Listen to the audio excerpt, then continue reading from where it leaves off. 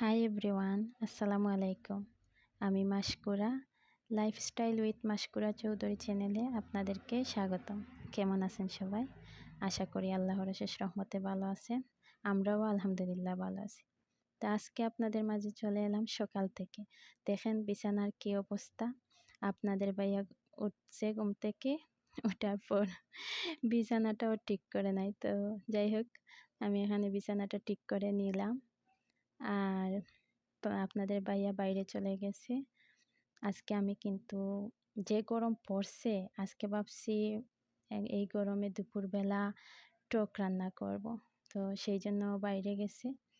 আর ওই দিক থেকে মানে আমি সকালের যা কাজকর্ম আছে, গৃহিণীদের যা থাকে আর কি, রুম গুছানো। তো আমার আবার অনেকটা রুম না, একটাই রুম। তো যতটুকু একটাই রুম হলে কি হবে, সকালবেলা উঠে তো প্রতিদিনের রুটিন অনুযায়ী কাজ করতেই হয়। তো এদিকে রুমটা গুছিয়ে নিলাম, সবার আপনাদের সাথে শেয়ার করলাম না। ওইদিকে ওয়াশিং মেশিনে কিছু কাপড়ও দিয়ে দিয়েছি। তো কাপড়গুলা ওইদিকে ওয়াশ হতে থাকবে, আর আমি অন্যান্য যে কাজগুলা সেগুলা করে নেব।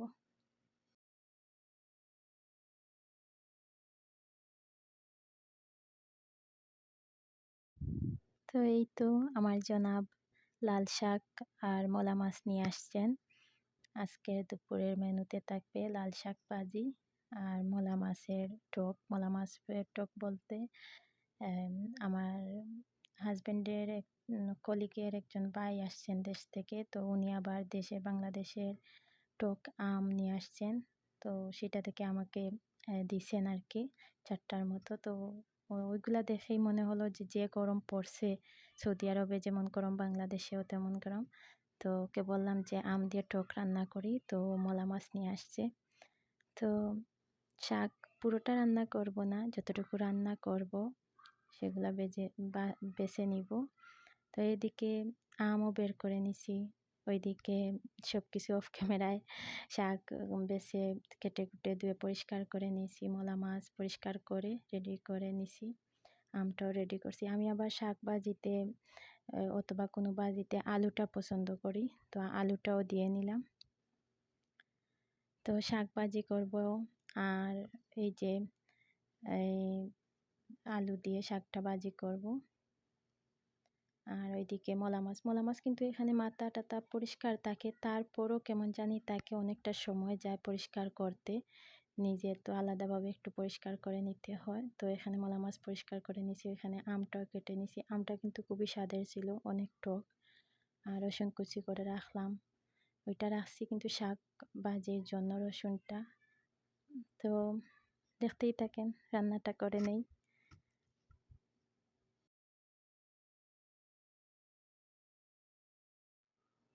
এই যে শাকটা ভাজি করে নিচ্ছি। তো এখানে আমি তেলের মধ্যে রসুন কুচি দিয়ে দিলাম। রসুনটা লাল লাল হয়ে গেলে পেঁয়াজ কুচি দিয়ে দিচ্ছি। আজকে কিন্তু অল্প মশলা দিয়ে রান্না করব, যাই রান্না করি না কেন, কারণ প্রচুর গরম। তো তো কাঁচামরিচ দিয়ে একটু ভেজে নিয়ে শাক আর আলুটা দিয়ে দিচ্ছি। আসলে এক হাতে ফোন ধরে অন্য হাতে রান্না করা খুবই টাফ। যাই হোক, তো করতেছি আর কি। ভুল ত্রুটিগুলা ক্ষমার দৃষ্টিতে দেখবেন প্লিজ। খুব ভালো যে ভিডিও করতে পারতেছি তা কিন্তু না, আশা করি বুঝতে পারবেন। তো এইদিকে শাকটা হতে থাকুক, ওইদিকে আমি টকটা বসিয়ে দিয়েছি।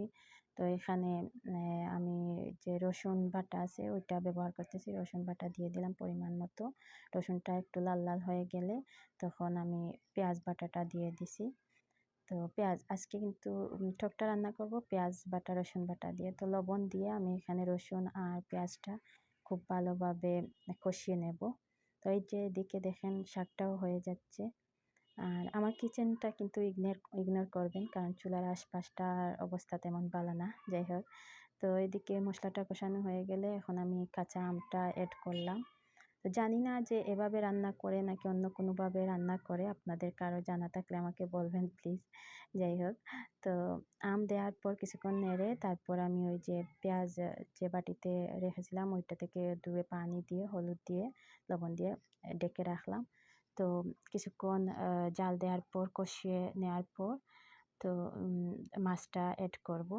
তো এই যে ওইদিকে আমার ইয়েটা হয়ে গেছে, শাকভাজিটা হয়ে গেছে, এদিকে আমি মাছটা দিচ্ছি। তো মাছ দিতে গিয়ে আমার অনেক হাসি পাইছে, কারণ এক হাতে ফোন ধরা তো, আর অন্য হাত দিয়ে দিতে চাইছি কিন্তু পড়তেছে না, মাছটা জ্বালতে পারতেছি না, পরে কিন্তু ওইখানে রেখে হাত দিয়ে দিচ্ছি। তো আর ভাবতেছি যে কোনো কাজই সহজ না, যাই হোক। তো অফ ক্যামেরায় কিন্তু অনেকক্ষণ মাছটা কষিয়ে নিছি, মাছের একটা আষ্টে গন্ধ ওইটা চলে গেছে। তারপর পরিমাণ মতো ঝোল দিয়ে ঢেকে রাখছিলাম, প্রায় হয়ে গেছে। এখন ধনিয়া পাতা দিয়ে নামিয়ে নেব। ওইদিকে আমার শাক ভাজিটাও হয়ে গেছে, তো আমি এটাও একটা ইয়ের মধ্যে নিয়ে নিছি। তো এই তো রেডি হয়ে গেল আমাদের দুপুরের খাবারটা। একদিকে শাক ভাজি আর অন্যদিকে টকটা। টকটা কিন্তু আজকে দুপুরে স্পেশাল বলতে পারেন। যাই হোক, তো ভয়েস ওভার তো পরে দিচ্ছি। তো খেয়েছিলাম, অনেক স্বাদ হয়েছিল কিন্তু এই দিন দুপুরে। যাই হোক, তো দুপুরে খাবার দাবারের পর অনেকক্ষণ রেস্ট নিয়ে ঘুমিয়েছিলাম। তো রেস্ট নিয়ে সন্ধ্যার দিকের এই ফুটেজটা। তো সন্ধ্যাবেলা একটা নাস্তা রেডি করছিলাম, ওইটাই আপনাদের সাথে শেয়ার করলাম। তো আপনাদের ভাইয়া বাসায় ছিল, ভাবলাম দুইজনে মিলে কিছু একটা রেডি করে খাই। প্রতিদিন তো প্রায় বাইরের নাস্তাটাই আমার করা হয়। তো যাই হোক, এখানে পাউরুটি দিয়ে একটা নাস্তা করে নিচ্ছি। তো এবারও সেম সমস্যাটা হইল যে আমি যখন একদিকে এক হাতে ফোন রেখে ভিডিও করতেছি, অন্য হাতে সসটা দেওয়ার চেষ্টা করতেছি, কিন্তু ওইটা কোনোভাবেই আমি দিতে পারতেছি না, কারণ ফ্রিজে ছিল তো একটু ইয়ে হয়ে গেছে, বসে গেছে।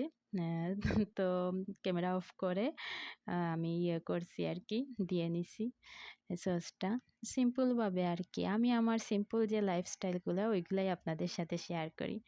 তো এই যে নাস্তাটা করে নিচ্ছি আমি, দেখতেই থাকুন কেমন হয়, আপনাদেরকেও শেয়ার করব।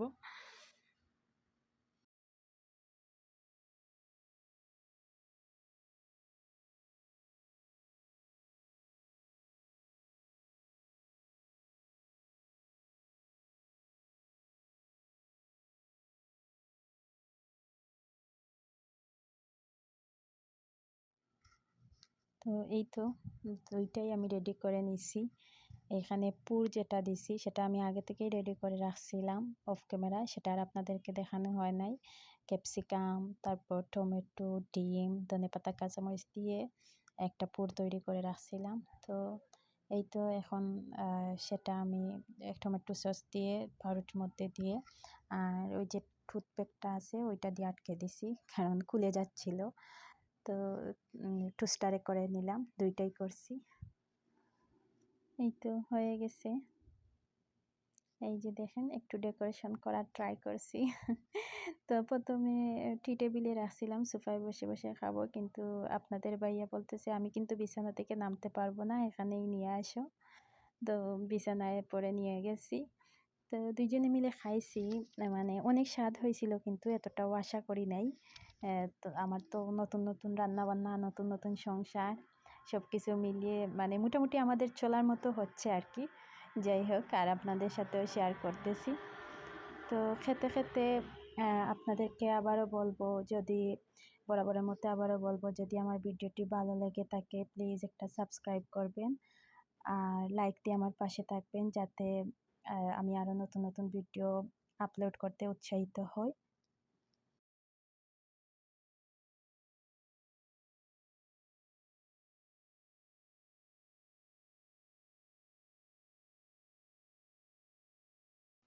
তো খাবার দাবার শেষে আমরা রেডি হয়ে বাইরে চলে গেছিলাম, মানে লুলুতে চলে গেছিলাম আমরা একটু। আমাদের বাসার একটু বাজার করতে হবে, তাই কিছু কিছু জিনিস আমাদের শেষ হয়ে গেছে। তো সমস্যা হয়েছে কি, ওইখানে গিয়ে কিন্তু আমার কোনো কিছুই মনে পড়তেছিল না, কারণ প্রতিদিন আমি লিস্ট করে যাই যে কি কি লাগবে, কিন্তু ওইখানে যাওয়ার পর আর মানে মানে মনে হচ্ছিল না, কারণ আমি ওই দিন আর লিস্ট করে নেই নাই। তো এই যে আমি আপনাদের সাথে শেয়ার করতেছি কি কি নিয়ে আসলাম, যতটুকু মনে পড়ছে আর কি ওইগুলাই নিয়ে আসছি।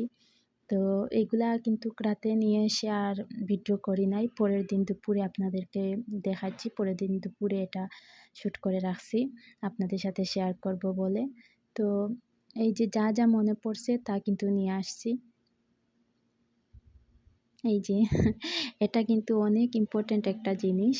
মানে এটা হলো ওই যে হোয়াইট কালারের যত কাপড়-চোপড় আছে ওইগুলার পরিষ্কার করার জন্য অনেক সময় হয় কি মানে পাউডার দিয়ে যে ওয়াশ করতে দিলে কিন্তু তেমনটা পরিষ্কার হয় না। এটা অল্প একটু দিয়ে দিলে অনেকটা পরিষ্কার হয়ে যায়।